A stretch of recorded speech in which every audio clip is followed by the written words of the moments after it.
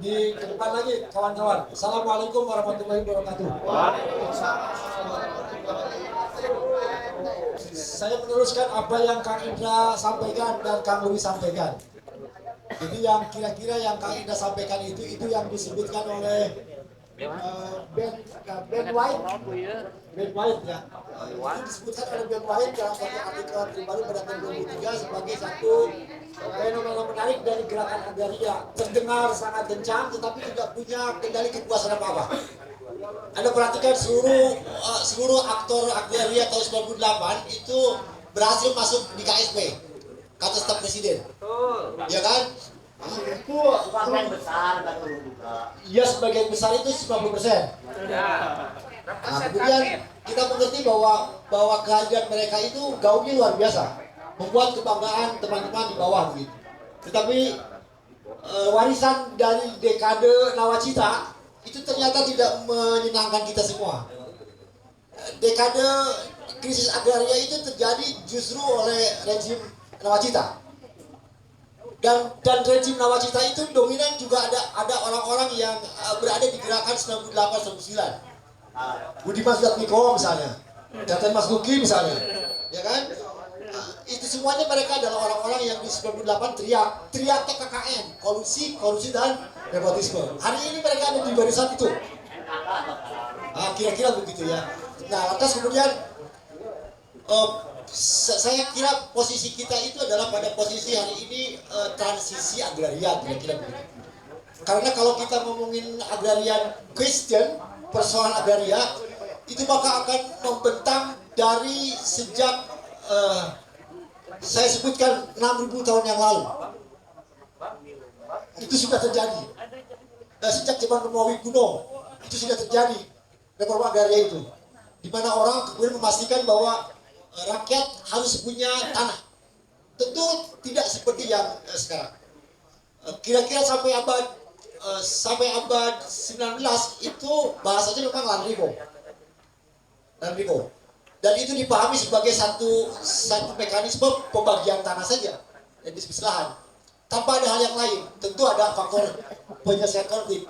Nah, masuk awal abad 20 tiba-tiba berubah menjadi agrarian reform. Ya. Itu dipahami sebagai upaya untuk memastikan dua aspek. Yang satu adalah pembagian tanah yang berkeadilan, yang kedua orang-orang yang sudah diberi tanah itu lantas mendapatkan kemudahan akses. Saya ingin coba teman-teman perhatikan fakta yang real di Kabupaten Sukabumi. Di Kabupaten Sukabumi itu sekarang ada raperda tentang penyisihan lahan, ya kan? Ibunya Agung ini yang bikin adalah akademiknya. Tetapi kemudian raperda itu memang tidak membahas aset, hanya bahas akses saja. Agung bikin. Agung kan konsultan dengan Yana Fajar.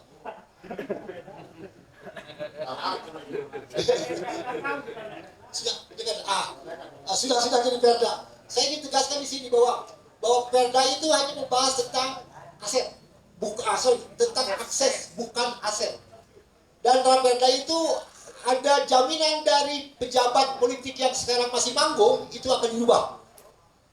Syarat dan ketentuannya adalah teman-teman yang ada di sini setuju. Yang kedua, syarat ketentuannya adalah teman-teman akademis setuju. Dan yang ketiga, urusan parpol urusan dia. Kira-kira Anda tertarik nggak? Nggak setuju. Hah? Nggak setuju. Yang mana? Yang udah ada akses doang. Si teman dia gede lah, ngomong gitu. Emang, pertanyaan orang itu cuma, kesel itu. Jadi, nggak, biar bener, komandan, biar kita cair aja komandan. Ini fakta. Jadi, negara memastikan kita untuk memperoleh akses saja. Asetnya enggak. Coba perhatikan. Pasir datar itu saya tahu karena banyak kita dulu bergerak ya, walaupun waktu itu tidak ke lapangan, tapi saya tahu persis lah informasinya. Mereka itu kan HGU. Sebentar dulu, jangan potong saya kagok ngomongnya. HGU, kemudian konflik dengan masyarakat, Rojak, tadi Yandra tadi acaranya, Anggi dan teman-teman lain semuanya ya. Itu kemudian ada perjanjian damai kan, 1 hektar itu dibagi berapa begitu. Tiba-tiba kemudian sekarang izin HGU-nya mau habis, dirubah jadi HGB. Mekanisme HGB itu rakyat nggak punya lagi kesempatan diperoleh karena HGB. Kira-kira begitu. Saya katakan di forum resmi di ATR BPN, perilaku negara ini memancing rakyat marah. Jadi yang menjadi provokator adalah negara. Setuju nggak? Yang menjadi provokator adalah pemerintah. Yang menjadi provokator adalah oknum kades. Setuju nggak? Kades sendiri. Mana? Nyumput, Nah gitunya yang mulia kades langsung resmi datang kita ngobrol ini gitu. Itu tanya mulia kades. Terus kemudian bagaimana kita bisa membahas transisi itu, teman-teman? Jadi transisi itu adalah situasi yang sekarang kita ini beranjak dari kemarin krisis, gitu ya. Kan itu krisis. Kita bilang begini. Janji nawacita itu 9 juta hektar, betul? Berapa terrealisasi? Tidak. Laporan KPA itu terrealisasi itu tidak lebih dari 40% saja. Dan itu sudah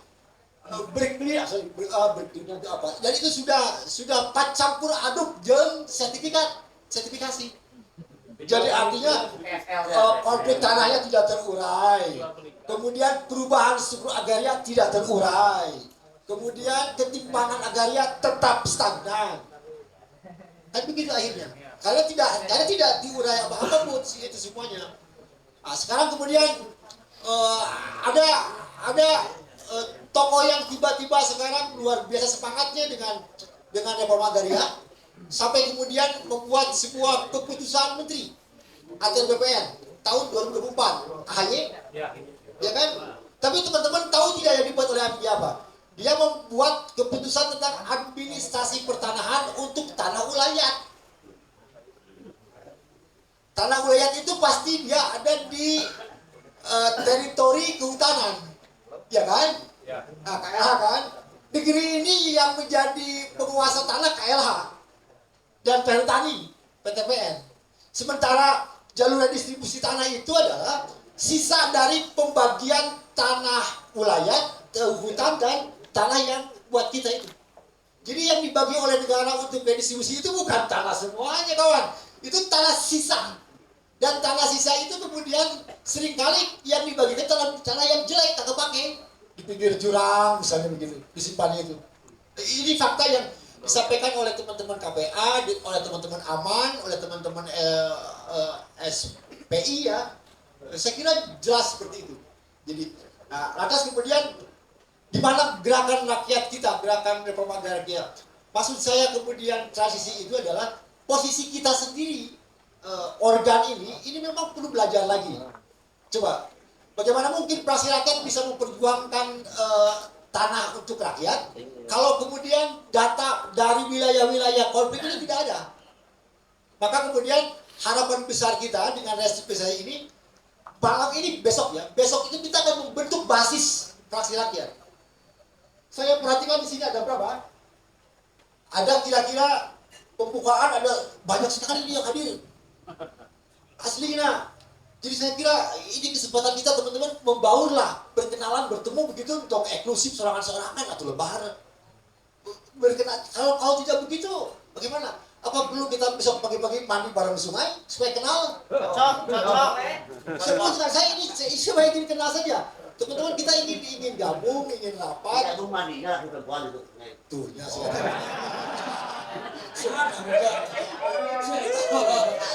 cerdas namanya. Maksud saya biar kenal semuanya. Karena kalau tidak kenal, bagaimana kita bisa buat konsolidasi Bertahan.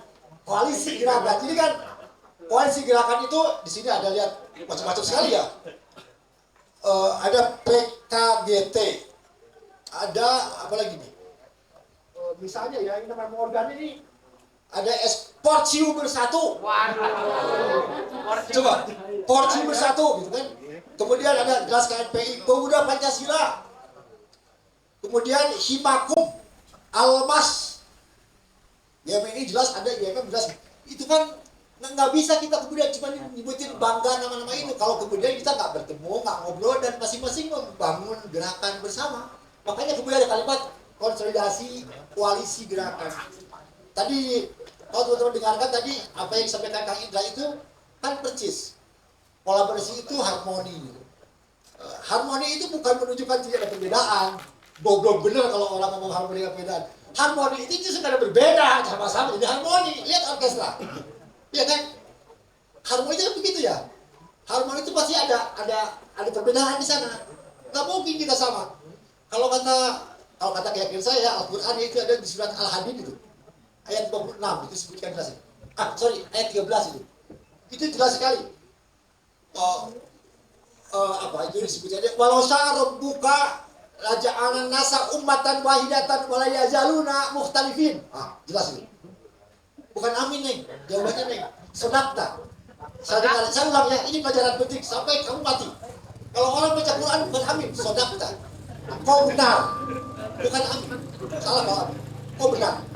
Ya. Artinya begini, kalau Allah berkehendak, aku jadikan semua umat manusia satu umat. Tetapi mereka tidak akan pernah berhenti bertengkar.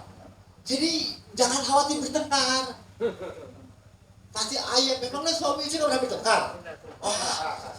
Bertengkar.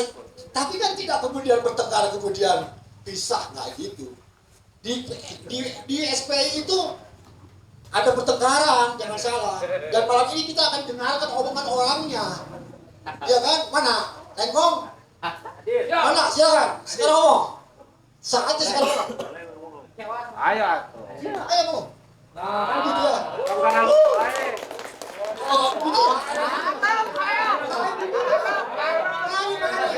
Ini dia aja. Iya, tuh, sini benar. Foto aja ulang. Foto. Nih. Assalamualaikum warahmatullahi wabarakatuh. Kami ingin memperjelas memang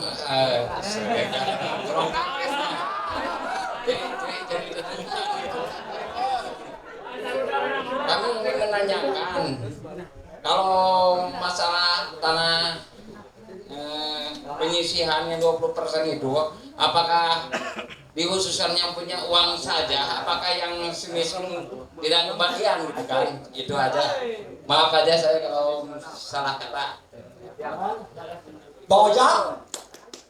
Bang Ojak mana? Korlap tinggal gak ada? Ya, saya kira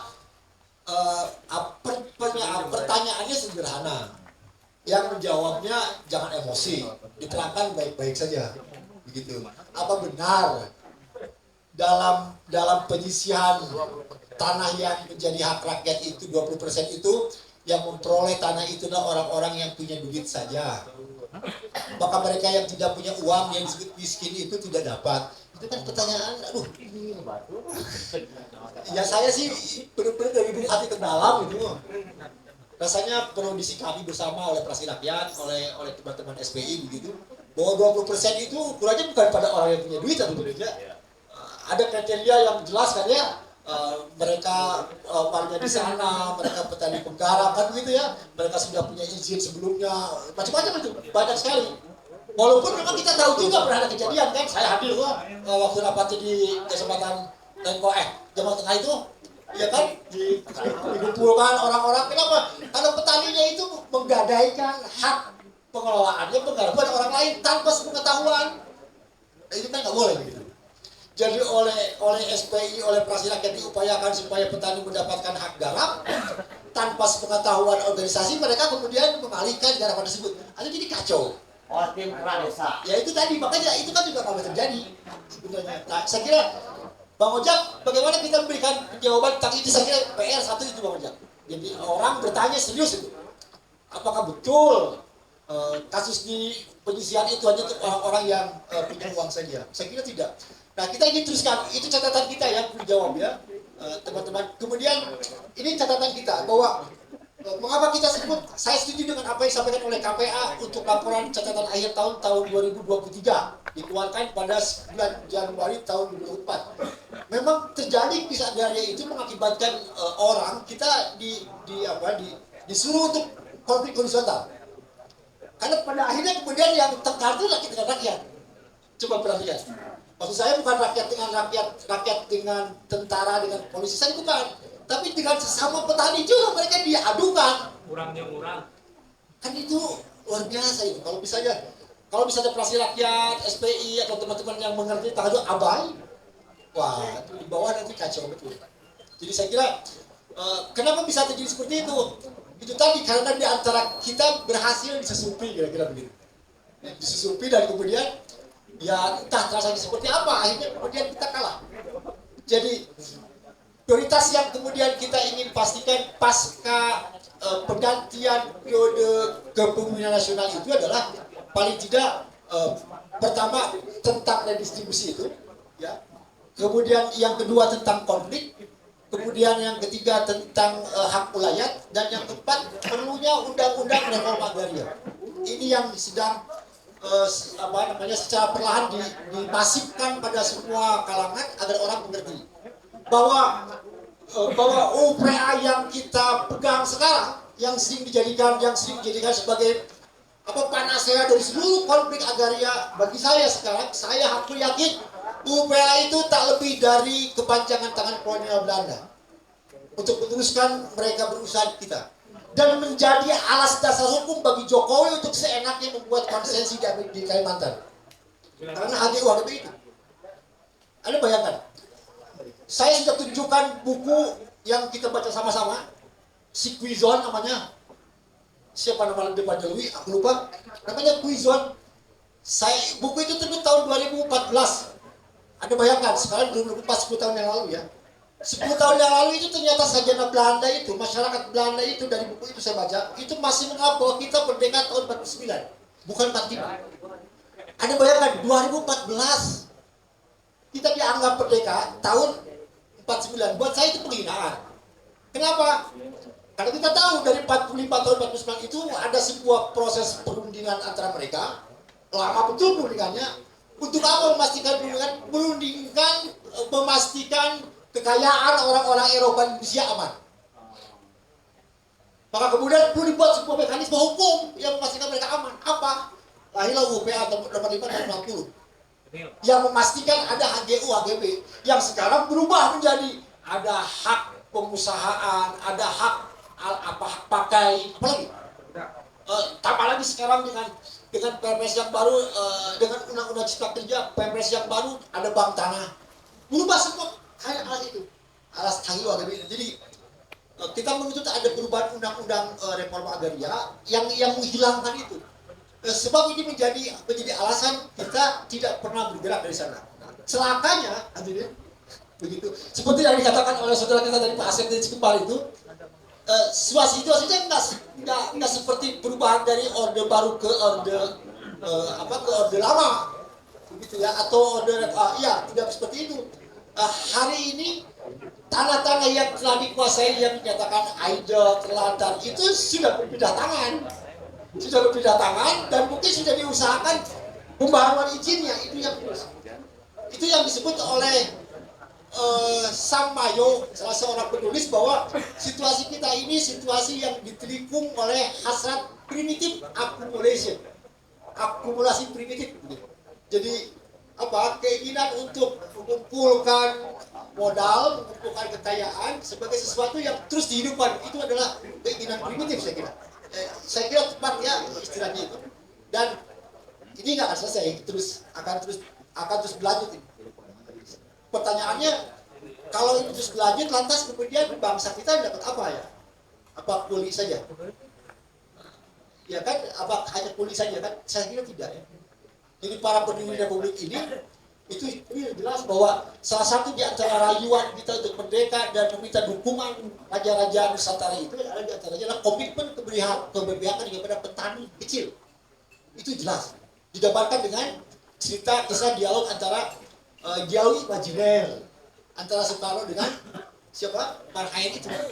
Itu kan clear bahwa harapannya seperti itu. Tapi sampai hari ini bagaimana ya kejadiannya? Saya kira sampai hari ini tetap saja begitu. Maka reforma agraria itu hanya satu jalan, saya kira. Satu jalan. Jadi saya kemudian kita coba perdalam lagi, kita punya referensi misalnya ada sebuah penelitian yang menunjukkan bahwa justru perubahan agraria yang terjadi di Rusia itu memang paradok. Paradok satu sisi kemudian perubahan agraria itu dianggap merubah kemiskinan di pedesaan, tetapi sisi yang lain justru memastikan kemiskinan terhadap sumber daya alam setempat. Coba perhatikan. Itu yang paling bagus, ada keuntungan buat masyarakat itu ya, kemiskinannya berubah begitu. Tetapi saya kira hari ini tidak ada perbaikan signifikan dari lokasi-lokasi wilayah perkebunan itu untuk hal-hal yang jelas dibutuhkan rakyat di sana. Akses pendidikan, akses kesehatan, dan seterusnya. Itu kan minim sekali. Saya tidak tahu teman-teman pernah tinggal tidak di daerah sekitar itu. Saya pernah mengalami tinggal di beberapa tempat perkebunan seperti itu dan rasanya memang mengkhawatirkan begitu kondisinya. Dan ini yang perlu kita gagas. Kemudian paradok yang lain apa? Paradok yang lain itu tadi itu bahwa keputusan agraria itu memang tidak bisa dipisahkan dari politik agraria secara keseluruhan. Politik agraria yang telah dibangun di Indonesia itu pertama tentu politik agraria dibangun oleh kolonial sejak tahun 1887 melalui undang-undang agrarisme itu ya. Dan kemudian konon tahun 60 ditentukan dengan UUPR nomor 560, katanya, dulu saya percaya, sekarang nggak percaya. Katanya bahwa undang-undang UUPR ini mereduksi dan merubah semua undang-undang agrarisme ini. Ternyata nggak begitu. Buktinya sampai sekarang kan ya begitu. Jadi bohong itu mereka mengatakan begitu. Ya. Sejak itu kemudian perlahan kita dikenalkan dengan yang disebut dengan neoliberalisme. Dan itu kan ceritanya bukan di Indonesia. Teman-teman bisa bayangkan itu kejadiannya kan di dunia. Dan memang pada perang dunia kedua itu kan seksi isu ini. Karena pengaruh rebutan dan Indonesia termasuk salah satu negara yang mulai program bantuan itu. Dimulailah seperti itu dan terus berlanjut. Sampai hari ini catatan saya yang terbatas, utang terbesar kita adalah utang untuk tanah.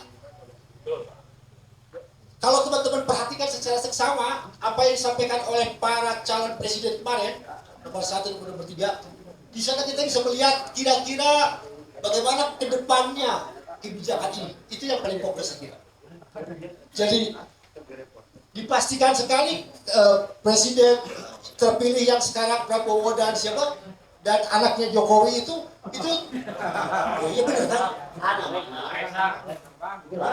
Saya lupa namanya. Oh Gibran ya. Saya soalnya kan dia lupa saya. Jadi kan jelas itu bahwa mereka hanya akan melanjutkan, termasuk pelajaran hutang. Hutang terakhir itu 18 juta dolar Amerika untuk percepatan reforma agraria. Kalau sekarang kemudian melanjutkan lagi, pasti jadi duit lagi. Dan Anda perhatikan terakhir Wamen ATR BPN si Raja Juli si RJ itu temannya Yandra itu kan jelas dia minta tambahan dana. Dan hampir semua kementerian ditambah dengan menteri menjadi 43 atau berapa itu digebuk. Kira-kira kita bisa gambarkan seperti apa? Saya kira pertemuan ini tidak boleh menghilangkan harapan. Kalau tadi ada Kang Indra terakhir, kemudian sebelumnya ada Arabet, Kabaret, kemudian tadi ada film, itu kan semuanya harapan, membangun harapan gitu. Kita emang nggak boleh mati dengan tidak punya harapan. Jadi Kang Asep tidak boleh patah semangat kan. Teman-teman sepanjang dicerahkan, dipahamkan, pasti mereka mau turut mendukung. Kawan-kawan mahasiswa juga saya kira sama seperti itu. Kan yang paling pokok adalah ada kesadaran bahwa kita bagian dari yang tidak terpisahkan dari perjuangan itu misalnya yang paling pokok. Dan Anda bisa berjuang dengan segala macam cara. Tetapi berjuang olangan-olangan tentu tidak akan berhasil.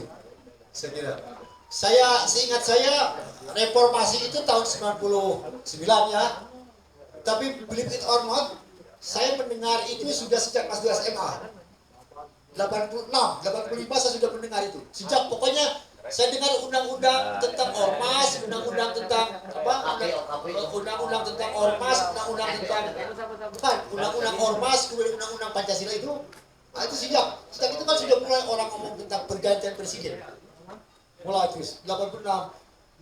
SMA selesai saya kuliah di Solo, terdengar lagi di Jogja, terdengar lagi dan 99 itu terjadi.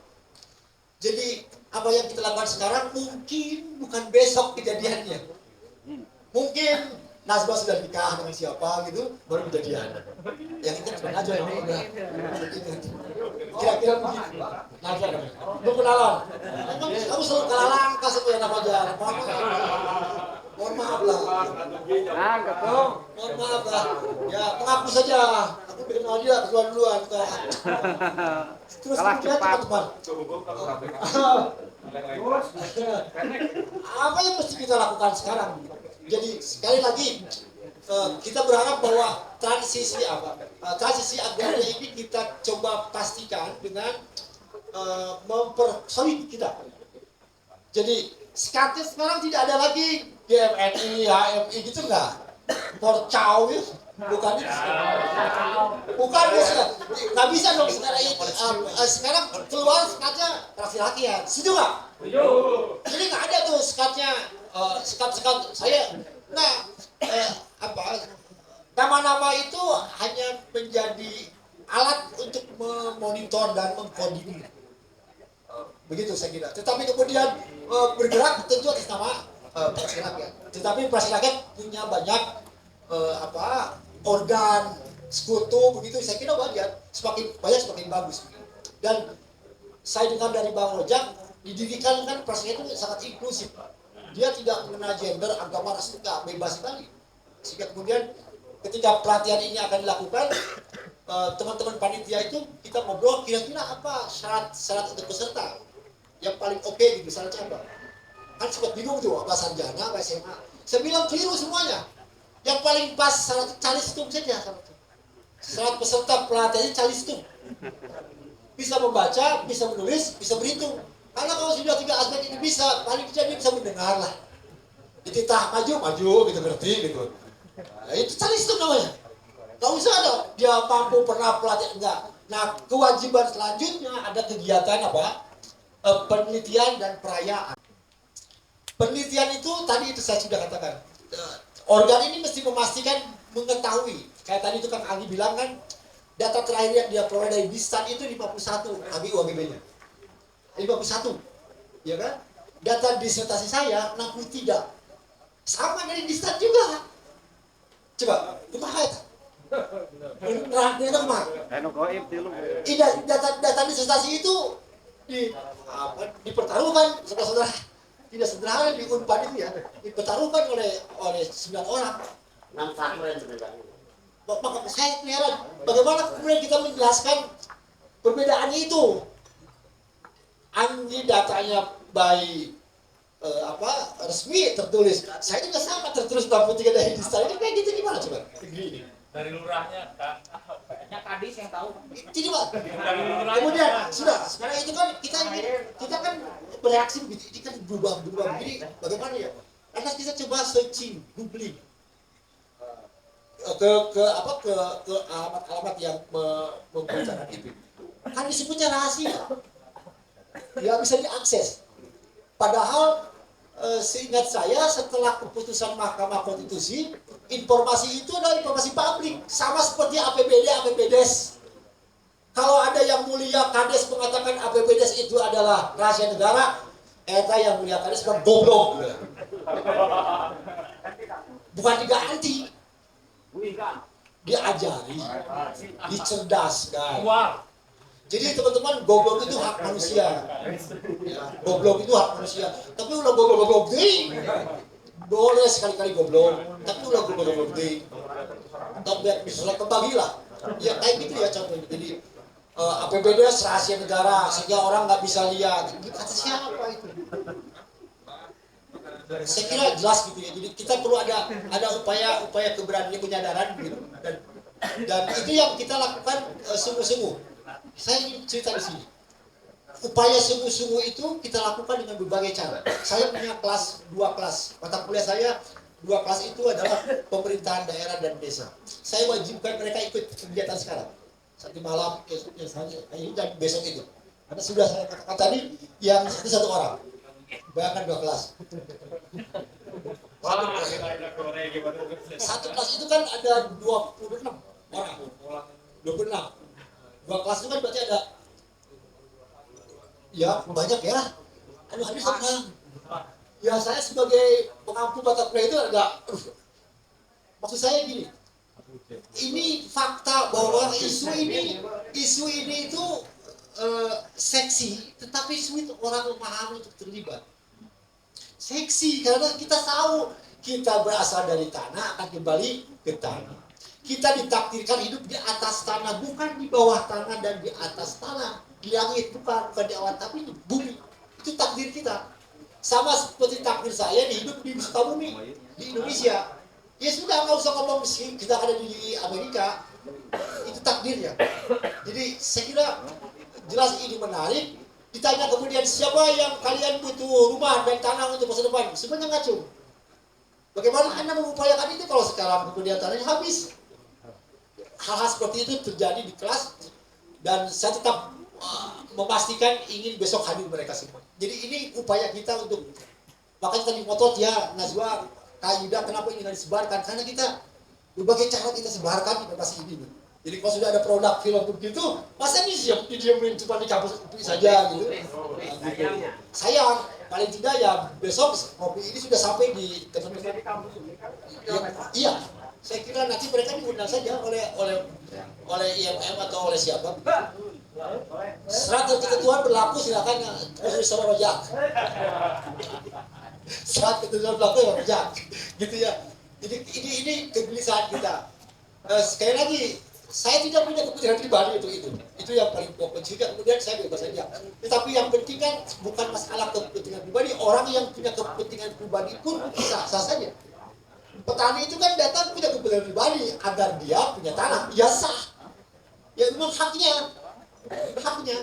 Dan kita mesti bantu mereka. Pertanyaannya kan sering sekali kita tanya. Coba telusuri keluarga Anda. Itu Anda menempati tanah itu tanah siapa? Belum tentu tanah orang tuanya. Ini menjadi saya bawa seperti ini ke kampus begitu ke hal yang praktis dikerjakan karena kalau Anda perhatikan semua literatur tentang semua buku itu ya semuanya tidak ada upaya untuk memastikan membela rakyat. Yang kuat adalah aksesnya saja. Asetnya enggak. Asetnya sama sekali tidak. Ya.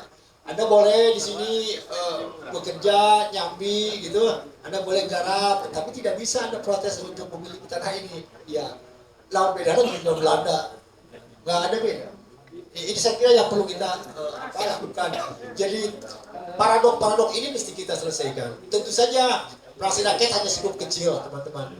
Kita hanya cukup kecil dari kekuatan besar yang mereka bisa mengendalikan birokrat kita jauh di luar sana, tidak di sini begitu. Tidak, kalau rojak kan ngurusin sertifikat kan datang ke loket pendaftaran gitu kan, KTP dan mereka kan nggak begitu ya. Kan nggak begitu mereka. Mereka kan datangnya ke kementerian tanya sekarang ada bank tanah gitu, kan tidak begitu mereka. Kita kan nggak begitu urus petani itu, kumpulkan datanya atas kemudian satu persatu di. Jadi ini saya kira masalah yang pelik begitu. Kembali kepada reforma agraria itu, Wiradi, guru besar semua aktivis reforma agraria di Indonesia ya, yang sudah meninggal itu, bersama tokoh-tokoh yang lain itu menegaskan betul bahwa untuk menjadi penggerak atau aktivis reforma agraria tadi itu, yang mesti dilakukan itu adalah daftar kepemilikan data. Jadi kalau Pak Asep mengatakan saya punya data sekarung, itu yang diperlukan data itu diperlukan.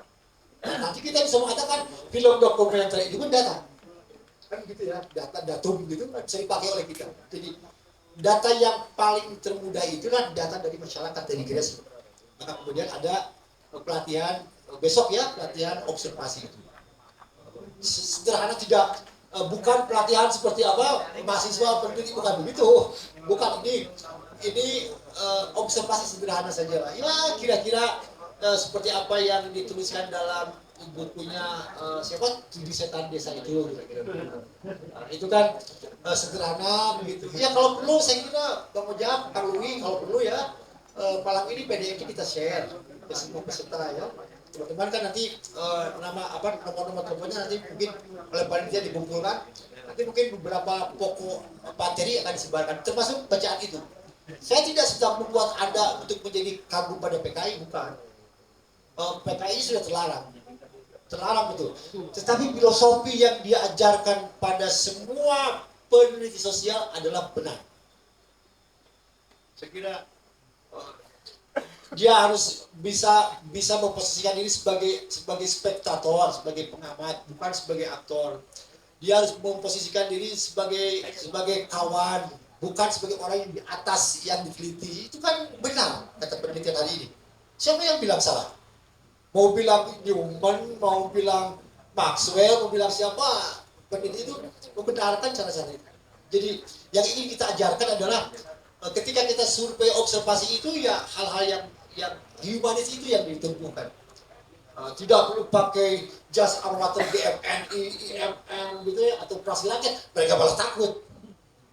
Kan kayak begitu itu, ya mereka sehari-hari pakai sarung oke udah oke gitu. Mereka sehari pakai cawan, ya pakai cawan oke artinya embedded dengan mereka begitu menyatu. Itu yang ingin coba kita lakukan. Sedangkan tentang perayaan, coba perhatikan teman-teman, setiap tahun itu kalau ada demo itu menjadi ibadah pokok praksi rakyat. Nanti ada kunci ibadahnya. Itu setahun dari gerakan laporan lain di antara unjuk rasa. Tentu banyak cara unjuk rasanya, tetapi unjuk rasa yang manapun itu peserta harus terdidik. Nggak bisa peserta dibayar ceban. Terdidik itu ya itu tadi ada penelitian, ada perayaan. Perayaan ini pelaksanaannya bulan September. Masih jauh kan? Kita berharap kemarin waktu bicara di beberapa tempat itu ya dengan Bang Ujat, dengan tim kecil, dengan SC itu, kita berharap yang melakukan perayaan, yang melakukan pidato, orasi itu yang sekarang hadir di sini. Bukan mereka yang sudah senior di SPI atau masih rakyat. Jadi ulah anggi deui, ulah rojak deui, ulah agung deui gitu loh. Ya kalau tidak ada keberanian begitu, kapan kita bisa membuat praksi ini menjadi lebih besar? Kita mesti mengikhlaskan, diteruskan oleh yang lain, dan kita terlibat terus semuanya. Jadi kira-kira itu yang kita ingin coba segerakan, dan teman-teman posisi masing-masing kita memang harus saling melengkapi. Saya jelas tidak bisa kemudian ikut bertani, tetapi saya jelas bisa untuk menyuarakan suara petani. Insya Allah mekanisme saurannya saya kira di pimpin Ojak kita tahap kemana bagaimana. Tetapi untuk langsung turun bawa cangkul, kalian setengah jam musim mahal teman-teman. Karena terbiasa. Ya kalian tidak terbiasa itu saja masalahnya. Biasanya dahareun saya di meja makan, cai saya untuk jika dia nyuring heula karena bisa minum cai. Ya, kan beda-beda memang begitu kondisinya, maka kita katakan harus saling melengkapi. Saya nggak bisa jelas turun ke sawah karena nggak biasa, nggak bisa begitu ya. Dan tiboga sawah nih, pokoknya mah nyawa harus aja, nggak punya sawah saya. Nah kira-kira begitu. Dan teman-teman saya kira peran kita ini masing-masing kecil, tapi karena semua terlibat jadi besar, kan begitu. Yang paling pokok ingin saya katakan, dua kegiatan selanjutnya dilakukan setelah kita selesai. Jadi hari ini, besok itu targetnya yang saya pastikan tahu itu terbentuk basis fraksi ke bawah. Jadi saya harapkan betul teman-teman tidak pulang sampai akhir begitu. Besok juga saya kira jelas begitu ya. Dan kemudian selebihnya adalah malam ini kita ingin pastikan sambil menunggu dari LMBH itu kita bisa share begitu. Tadi saya sudah mulai dari Lengkong. Nanti dari Lengkong itu ada yang menanggapi tentu saja. Dari Kecamatan Lengkongnya silakan menanggapi. Dari Bang Ojak silakan menanggapi. Yang tahu permasalahannya yang ngomong. Kalau yang nggak tahu diam aja dengerin. Nah, kira-kira begitu. Bang Ojak saya kira boleh menjawab dari yang pertanyaan Lengkong. Maka atau siapa saja silakan. Maka Bang Ojak. Dimainkan Bang Ojak. Biar ini. Landre Bang! Landre Bang! Landre Bang! Bagus. Dijaga suaranya. Jangan sampai besok pagi serah.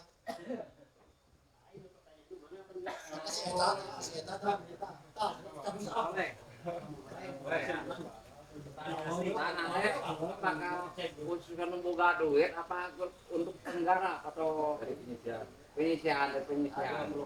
Belum boga duit apa? Ya, prinsipnya kan jelas dari dulu juga kita memulai bahwa poinnya adalah tanah untuk penggarap. Terus secara aturannya jelas kan, mustahik nama masih kalau kan mustahik Jakarta apa mustahik itu jelas aturan dari kurang lebih 19 poin itu kan. Pertama, petani penggarap kan gitu, petani yang menggarap. Kedua, petani yang memiliki tanah kurang dari 2.500 meter. Yang ketiga, buruh tani. Nah itu poinnya cuma yang paling penting buruh tani pertama, kedua, ketiga itu kan petani penggarap. Udah titik di situ. Kalau persoalan di lapangan hari ini ada yang berduit, itu kan nanti akan jadi temuan lain, akan jadi masalah di kemudian hari. Karena kalau masalah lengkong kan terakhir kemarin yang di BPN kan terakhir ketika muncul persoalan itu sampai saat ini belum bisa dipastikan. Kalau rencana awal antara BPN dengan pemerintah setempat, pemerintah desa, targetnya bulan Juni atau Juli paling akhir harus selesai. Karena kemarin muncul, memang pertanyaan Bang Oleng itu kemarin sempat muncul sampai di BPN, sehingga sampai saat ini khususnya untuk Lengkong dari BPN mengarahkan untuk harus ada sinkronisasi data antara SPI dan tim yang dibentuk oleh desa. Kalau nggak clear, ya pasti nggak selesai juga. Jadi paling deh itu pokoknya petani penggarap teka bagian, itu masalah gitu emang. Nah, jadi kan di lapangan mah kadang-kadang kan jadi tempatnya tanah katanya pada nomor serian anu si B lah gitu kan. Makanya siapa tinggal balik ke masing-masing kan harusnya kan sesuai existing. Kan kalau validasi data kan harus munculnya kan harus data petani penggarap diusulkan. Setelah itu verifikasi, si A garapnya di blok ini, kan harus disesuaikan dengan existing. Memang kemarin muncul masalah di desa di Jampang Tengah, Bantara Agung itu begitu. Yang menggarap Agung muncul data di objek itu atas nama David. Memang bermasalah, makanya sampai saat ini masalah data yang di Lengkong PT Jaya sampai saat ini belum tervalidasi karena masih muncul masalah itu.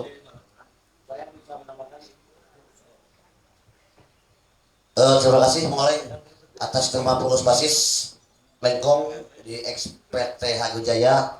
Saya jelaskan pertanyaan Bang Oleng itu a priori sebenarnya, a priori, dan itu pun kita semua. Memang saya sepakat dengan Bang Indra Gandara bahwa konflik agraria di Sukabumi itu memang diciptakan kan. Kenapa demikian? Usulan data penggarap yang real, yang data oleh basis itu sejak tahun 2014 ada 1.236. Tetapi tahapan berikutnya oleh GTRA, makanya penting soal pilkada nanti itu bukan soal siapa, tapi nanti ex officio tuh bupati itulah ketua GTRA. Wilayah sudah ngaco ya. Karena GTRA yang kemudian bentuk tim A tim B dengan di bawah tim torak desa tanpa melibatkan basis kita. Bahkan data yang masuk ke Dirjen Reform itu memang akhir berbeda. Ini kenyataannya. Karena demikian yang kita perjuangkan dulu itu hampir 90% dari luas 1.600 hektar itu untuk 1.200 penggarap itu. Kenyataannya ketika hanya dapat 20%, ada tumpang tindih penggarap yang tadinya katakanlah contohlah garapan Bang Oleng hektar misalnya. Karena nggak mungkin kita mengurangi jumlah subjek